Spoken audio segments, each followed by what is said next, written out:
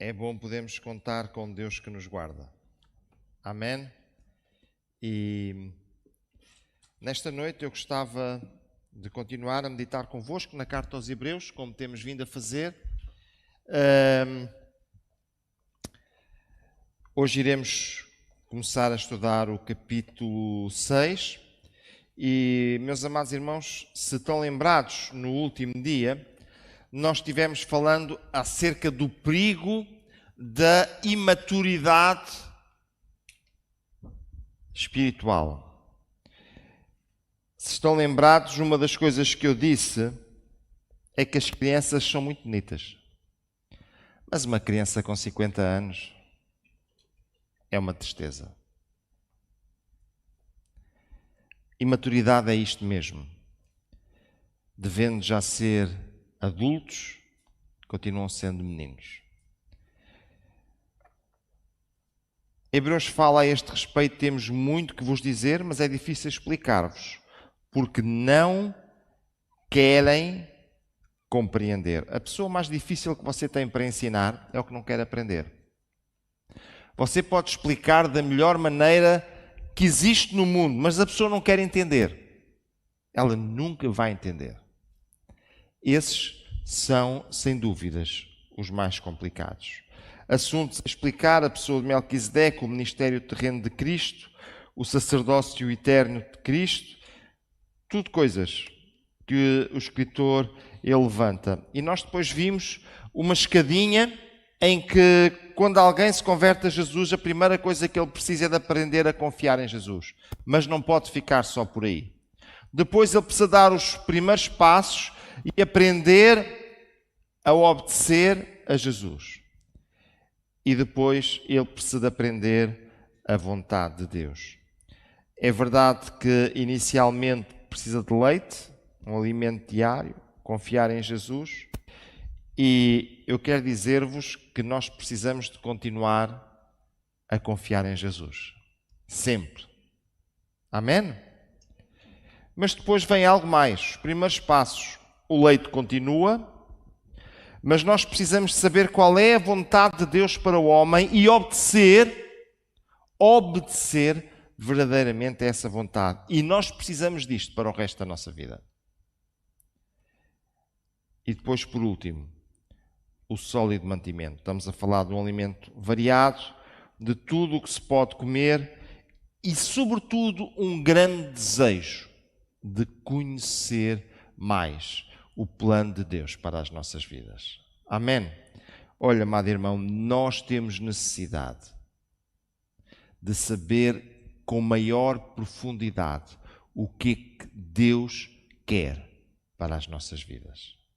E olha, quando nós o fazemos, o que acontece é que nós vamos crescer. É importante nós darmos os primeiros passos, mas é importante não pararmos de crescer. Eu às vezes falo com alguns pastores reformados, inclusivamente com o meu pai, e uma das coisas que me alegra é ver estes homens de Deus que durante 40 anos pregaram a palavra de Deus. Ainda continuam fazendo, já não com o ritmo que faziam. E eles continuam a tirar tempo para aprender. Pastor, 40 anos, você pastoreou 40 anos, ainda tem que aprender. O pastor que me deu estágio, que faleceu há pouco tempo, ele disse-me: quando eu acabar de aprender, ou quando eu deixar de aprender, eu já estou atrasado para morrer. Você quer estar vivo? Precisa de aprender. Porque a palavra de Deus, ela é demasiado grande. A palavra de Deus, ela é demasiadamente extensa para que um homem consiga estudá-la por completo ao longo da sua vida. Então, por mais anos que nós vivamos, existe sempre coisas novas para nós aprendermos, para nós nos enriquecermos. E nós devemos enriquecer-nos com todo este alimento que a palavra de Deus tem para nós. Hoje queria começar convosco a falar acerca do capítulo 6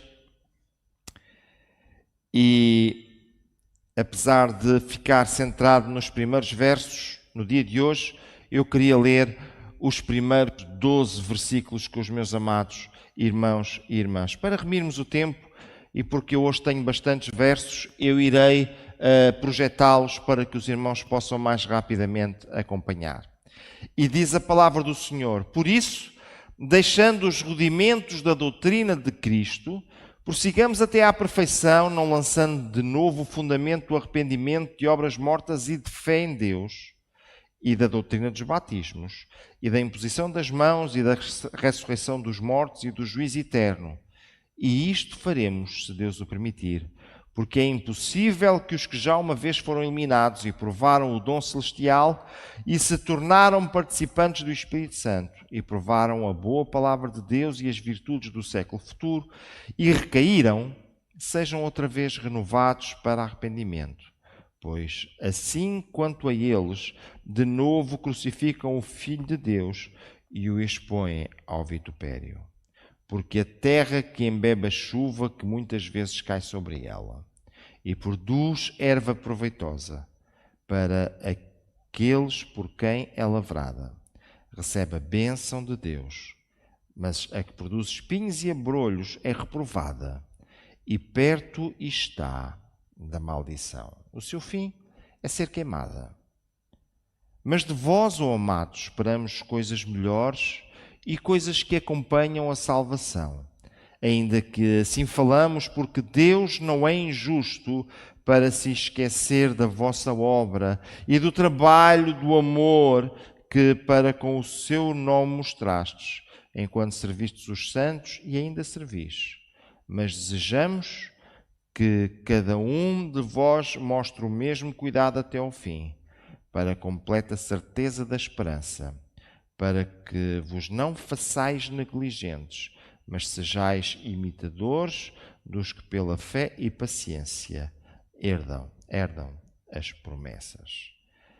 Como eu disse aos meus amados irmãos, eu irei focar-me nos primeiros versos e fiz questão de trazer uma tradução diferente, um pouco mais recente e com uma linguagem mais nossa do dia a dia, dos versículos 1 e 2. Assim vamos em frente, a fim de chegarmos ao ensinamento de adultos. Lembram-se que nós estávamos a falar de crescimento no final do capítulo anterior. Este texto, ele continua a mesma temática. Deixando para trás as primeiras lições da mensagem de Cristo, nós não vamos colocar de novo as bases dessa mensagem. Isto é, a necessidade de abandonar uma vida inútil e de crer em Deus.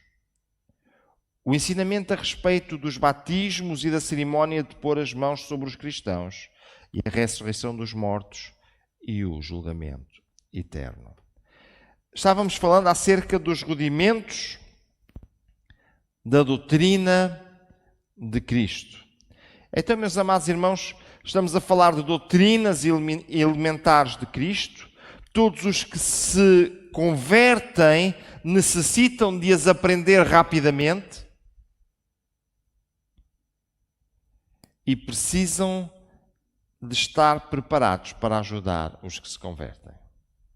Amados irmãos, quem aceita Jesus, há um conjunto de coisas que precisa de rapidamente ficar familiarizado com a palavra de Deus. Mas cabe àqueles que já são crentes serem capazes de ajudar estas pessoas a se familiarizarem com as verdades do Evangelho de Cristo. Rápido. Amém? Posso ouvir um amém? De repente pensei que vos tinha adormecido a todos, fiquei preocupado. Podemos dar glória a Jesus nesta noite? Amém, aleluia. Olha, deixando os rudimentos da doutrina de Cristo não significa abandonar ou esquecer. Significa que nós não devemos ficar apenas com. Significa que aquilo não deve ser tudo. Deve ser apenas o início. O início do caminho que nós precisamos de prosseguir, de avançar até à perfeição. Perder os rudimentos é perder o alicerce. E quando nós perdemos o alicerce, toda a obra vai ruir.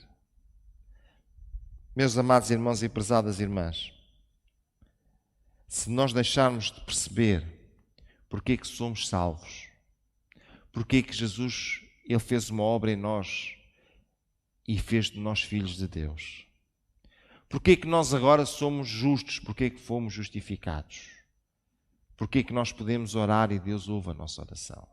Se nós perdemos todos os rudimentos, sabe o que é que vai acontecer? Nós perdemos os nossos alicerces. E até podemos saber coisas muito complexas. Mas isso tudo está apoiado em nada. E ao primeiro abanão vai cair. Venha, por favor, comigo. O escritor apresenta como que uma trilogia, ou seja, um conjunto de 3 coisas. E nesta trilogia ele apresenta um par de doutrinas elementares para cada uma. Uma trilogia do básico, uma trilogia na área cultural e uma trilogia, e o terceiro ponto da trilogia na área escatológica. Para cada uma destas coisas ele apresenta 2 situações. Na primeira, o arrependimento e a fé. Veem como é básico? O arrependimento e a fé. Na área cultural, o batismo e a imposição das mãos. E na área escatológica, a ressurreição e o juízo.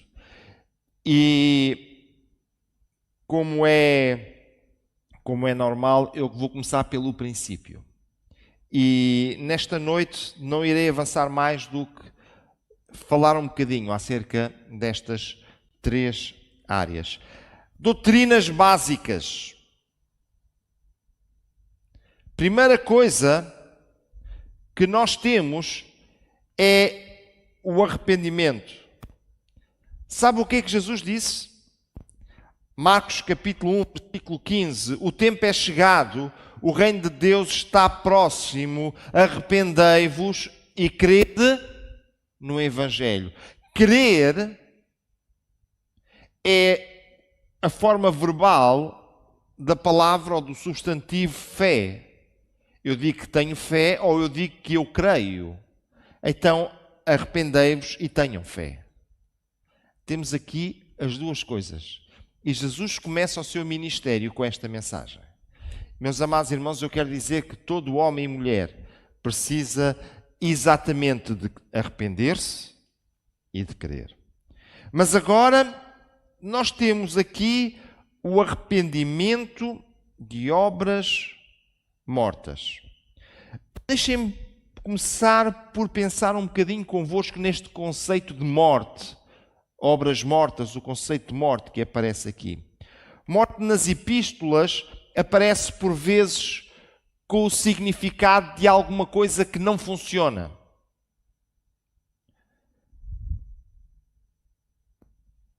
Os jovens conhecem bem isto porque quando o telemóvel deixa de funcionar eles dizem morreu. É verdade ou não? Estão aqui vários jovens. Não é assim que vocês dizem, o meu telemóvel morreu. Morreu? Sim, ele está aqui até dar luz,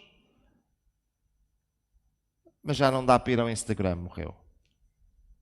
Ainda faz chamadas, recebe mensagens. Olha, o que o escritor está falando aqui é arrependimento de obras que não funcionam. Temos várias vezes na Bíblia esta ideia, através da fé.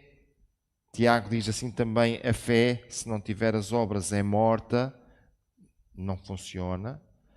Temos acerca do corpo, Paulo diz que, e se Cristo está em vós, o corpo, na verdade, está morto por causa do pecado.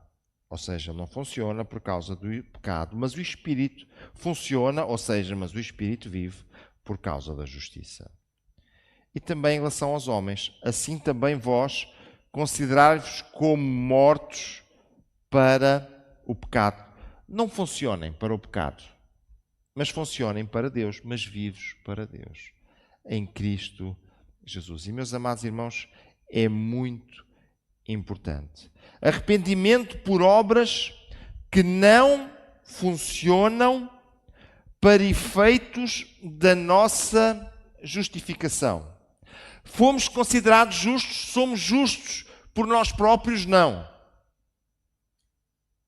Então, se por nós próprios não há nada que eu possa fazer para ser justo, a não ser crer, a não ser colocar a minha fé naquilo que Jesus fez por mim. Aleluia! Podemos dar glória a Jesus por isto? Amém! Olhe, deixe-me mostrar-vos aqui um pequeno gráfico. Os primeiros ouvintes, os primeiros leitores, grande parte deles tinham vindo do paganismo. E hoje em dia, nós encontramos muitas pessoas que têm vindo do paganismo, que estão à procura da justificação dos seus pecados através dos ídolos da idolatria, muitos agora através de práticas orientais para tentarem libertar-se de um karma ou para tentarem se libertar de um conjunto de coisas que os deixa aprisionados. Mas quer saber uma situação? Nós precisamos de deixar de confiar que a nossa salvação pode vir através de práticas pagãs. Igualmente o judaísmo, e o judaísmo estava ligado com o legalismo, com o cumprimento da lei de uma forma cega. E muitas pessoas acreditavam que eram salvas, até o apóstolo Paulo, pelo seu zelo pelo cumprimento da lei. Mas quando nós chegamos ao cristianismo, nós percebemos que a nossa salvação, ela aparece porque a graça de Deus se há manifestado através da pessoa de Jesus Cristo, trazendo salvação a todos os homens.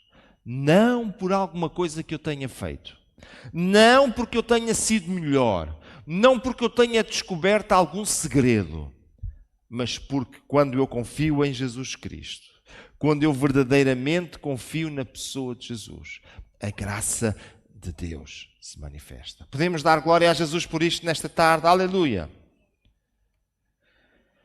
Então, o arrependimento envolve a mente como forma de mudar a forma de pensar sobre um determinado assunto. Quando há arrependimento, tem que haver uma mudança de pensamento. Esta mudança de mente deve levar o homem a mudar também as suas ações. A Bíblia fala várias vezes acerca do fruto. Quem se arrepende dá fruto. E este fruto do arrependimento tem a ver com a mudança que ocorreu na mente e que agora tem que influenciar de uma forma diferente as nossas ações. Então, o arrependimento é uma mudança de mente, mas que muda também a nossa forma de agir. Não há arrependimento se não houver uma reviravolta na vida do indivíduo. Amados irmãos, nós precisamos realmente deste arrependimento. Isto faz parte do básico. Amém? Olha, segunda coisa, a fé em Deus. Em primeiro lugar, fica claro que a nossa fé, ela tem uma direção, e a direção é só uma: Deus. Qual é a direção da nossa fé? Qual é? Deus. Você pode colocar a fé em si próprio, nos seus amigos, numa forma ou num sistema qualquer. A qualquer momento você vai ficar mal. Coloque a sua fé em Deus e deixe que Ele faça o resto. Olha, em segundo lugar, nós necessitamos da fé. Somos chamados a ter fé nele. Isto é uma necessidade nossa. E é uma necessidade constante ao longo de toda a nossa vida. Há coisas que nós aprendemos a fazer em miúdos e fazemos sempre. Não sei se vocês já repararam que há coisas que vocês não se lembram de ter aprendido a fazer. Mas fazem-no. Hoje, amanhã, depois fazem-no.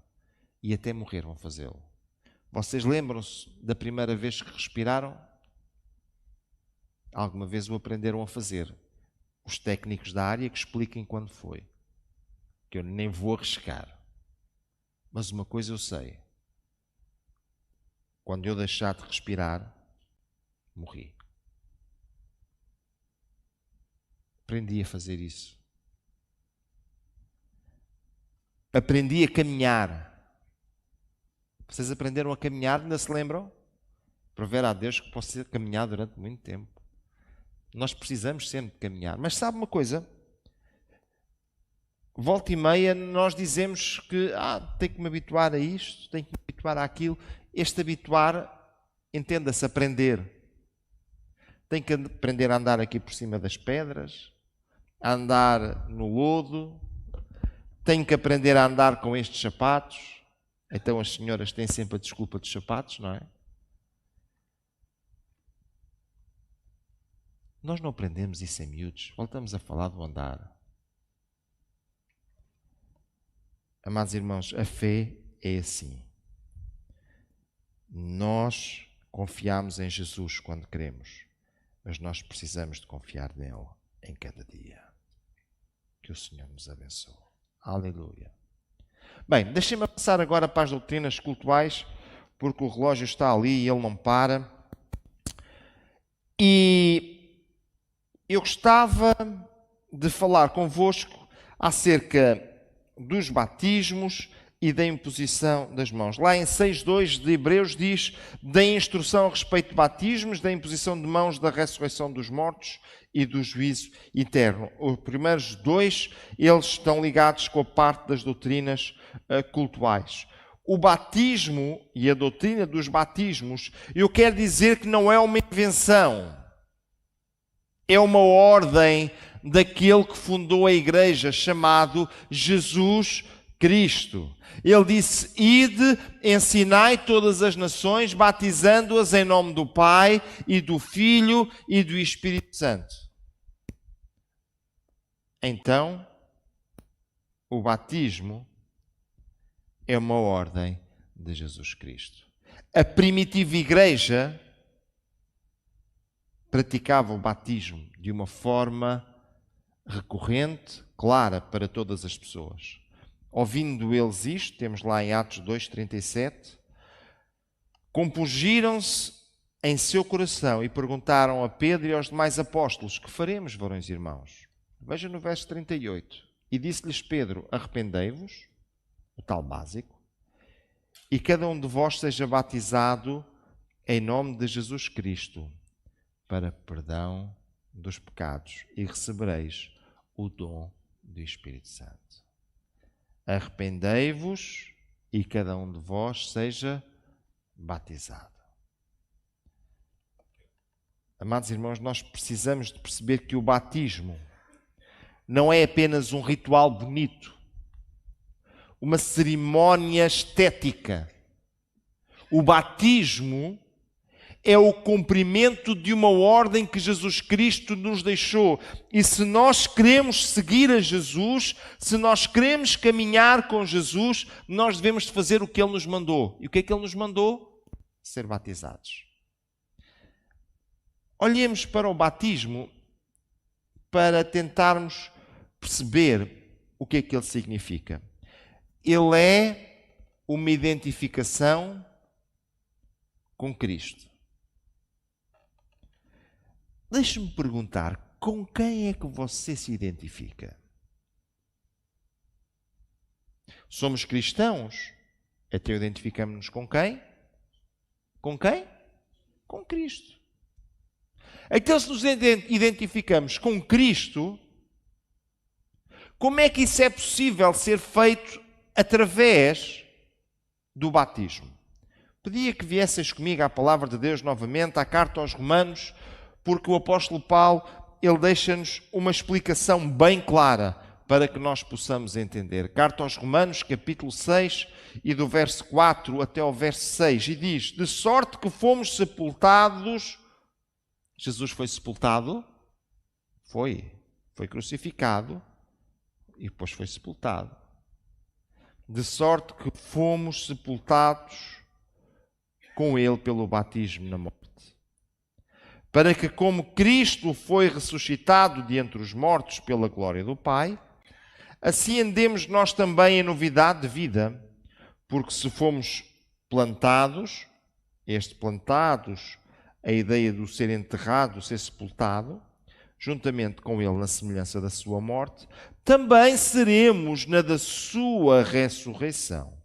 Sabendo isto, que o nosso homem velho foi com Ele crucificado, para que o corpo do pecado seja desfeito, para que não sirvamos mais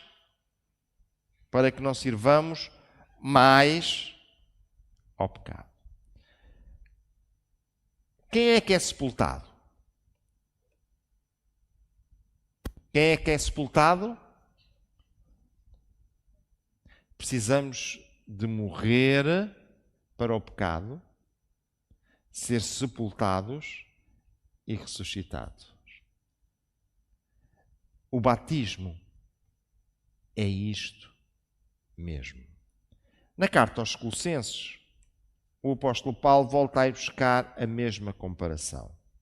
Sepultados com Ele no batismo, nele também ressuscitastes pela fé no poder de Deus, que o ressuscitou de entre os mortos. Então, meus amados irmãos, quando nós somos batizados, nós estamos identificando a nossa vida com Cristo, dizendo que nós, porque nós queremos, porque nós aceitamos Jesus, porque nós decidimos, morremos para o pecado, mas queremos viver para Deus a partir de agora. E por último, como um testemunho público. Amados irmãos, nós precisamos de dizer a toda a gente que somos seguidores de Jesus. Amém? Isto deve ser público. Temos a seguir a imposição das mãos e irei ser um pouco mais célere agora. Era uma prática na oração pelos enfermos. Era e é uma prática na oração pelos enfermos. Jesus mesmo disse: pegarão nas serpentes e se beberem alguma coisa mortífera, não lhes fará dano algum, e imporão as mãos sobre os enfermos e os curarão. Outra tradução diz: imporão as mãos sobre os enfermos e eles ficarão curados. Então, temos a imposição das mãos como uma prática ligada com a oração pelos enfermos. Temos como uma prática na oração de uma forma mais generalizada. Em Atos 8:17 diz que lhes impuseram as mãos e eles receberam o Espírito Santo. Estamos a falar lá em Atos 8, quando oraram para que eles fossem batizados com o Espírito Santo. E em Atos 13 nós encontramos: e jejuando e orando e pondo as mãos sobre eles, os despediram. Vamos ver que esta é uma prática quando são enviados homens e mulheres para a missão, para o ministério, para alcançar homens e mulheres para Jesus. É também uma prática na consagração. Nós vemos que o apóstolo Paulo, quando fala a Timóteo, lá no capítulo 4 e no verso 14, ele diz: não desprezes o dom que há em ti, o qual te foi dado por profecia, com a imposição das mãos do presbitério. Quando alguém é consagrado, normalmente impomos as mãos sobre essa pessoa e oramos. Então, temos aqui a imposição das mãos. E queria concluir olhando para a parte escatológica. Deixem-me dizer-vos uma coisa. Nós somos todos muito curiosos. Existe uma curiosidade muito grande sobre tudo o que é escatológico. E muitas vezes as pessoas vivem à mercê de suposições. Alguém disse não sei o quê. Alguém escreveu não sei o que mais. E nós precisamos de ficar no que a Bíblia diz. E a Bíblia diz algumas coisas de uma forma muito clara. Jesus vai voltar. E nós temos de estar preparados para subir com Ele. Mas daquela hora, daquela data, daquele dia, ninguém sabe. E há tanta gente a pôr-se a adivinhar. Sabe o que acontece? De repente ouvimos dizer: vai acontecer não sei o quê no dia tal, vão não sei quantos à espera. Então o que aconteceu? Nada. Daquele dia e hora ninguém sabe. O importante é que nós estejamos preparados, porque pode ser agora, mas pode não ser. E aquilo que Jesus nos adverte é que nós vivamos preparados.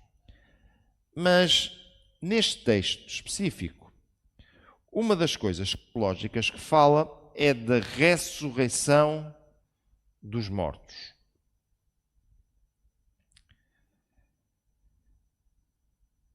A nossa salvação é uma salvação tão completa que abarca o nosso corpo, abarca a nossa alma e o nosso espírito. E sabe uma coisa? É plano de Deus que nós vivamos na eternidade com Ele completos. Quando nós morremos, o nosso corpo baixa à sepultura, a nossa alma vai estar com Cristo. Mas vai chegar o dia em que o nosso corpo e a nossa alma reunir-se-ão novamente para viver com Cristo para sempre. Amém? E isto exige que se passe pelo processo de ressurreição. É mais fácil nós percebermos coisas que vemos todos os dias, mesmo coisas complicadas. Nós vemos aquilo todos os dias e dizemos: isto é assim. Até nem sei explicar muito bem, mas é assim. Mas nós não vemos as pessoas ressuscitar. Então temos que ver o que a Bíblia diz para conseguirmos entender. E eu pedia-vos que lesseis comigo, por favor, na primeira carta aos Tessalonicenses, no capítulo 4 e nos versículos 13 até ao versículo 17. Não quero, porém, irmãos, que sejais ignorantes acerca dos que já dormem, daqueles que morreram, para que não vos entristeçais como os demais, que não têm esperança. Porque se cremos que Jesus morreu e ressuscitou, assim também os que em Cristo dormem, Deus os tornará a trazer com Ele.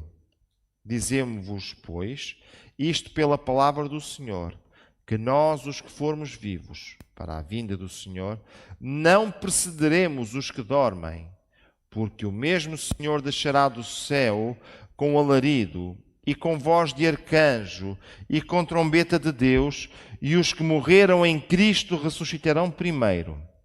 Depois, nós, os que ficarmos vivos, seremos arrebatados juntamente com eles nas nuvens, a encontrar o Senhor nos ares.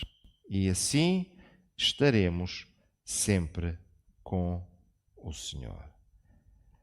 Os que morreram em Cristo ressuscitarão primeiro. Meus amados irmãos, esta é a esperança do crente em Jesus. A nossa ressurreição, ela é um fruto da nossa identificação com Cristo. 1 Coríntios 15, 12 diz: ora, se prega que Cristo ressuscitou dos mortos, como é que dizem alguns dentre vós que não há ressurreição dos mortos? E se não há ressurreição dos mortos, também Cristo não ressuscitou. E se Cristo não ressuscitou, é vã a vossa pregação e também é vã a vossa fé. E assim somos também considerados como falsas testemunhas de Deus, pois testificamos de Deus que ressuscitou a Cristo, ao qual, porém, não ressuscitou, se na verdade os mortos não ressuscitam. Porque se os mortos não ressuscitam, também Cristo não ressuscitou. Este texto convém ser lido devagarinho, porque a palavra ressuscitam, ressuscitou, ressurreição, ela é tão repetida, para além de encravar a nossa língua, nós precisamos de perceber direito o que é que o texto nos está a querer dizer. Mas, de uma forma muito resumida, nós podemos dizer que nós estamos a fazer a nossa identificação com Cristo. Amados irmãos, é também o culminar da nossa salvação comprada por Jesus. E foi por aqui que eu comecei dizendo que a nossa salvação é completa e abarca também o nosso corpo. E por último, queria falar-vos acerca do juízo. Um termo abrangente que significa mais do que uma coisa, mais do que um julgamento, na doutrina escatológica elementar. Eclesiastes, no capítulo 12 e no versículo 14, diz: porque Deus, veja o que diz, porque Deus há de trazer a juízo toda a obra e tudo o que está encoberto, quer seja bom, quer seja mau. Você já pensou que tudo o que fez, acha que ninguém sabe, há um dia que vai chegar a saber-se? É aterrador pensar isto, não?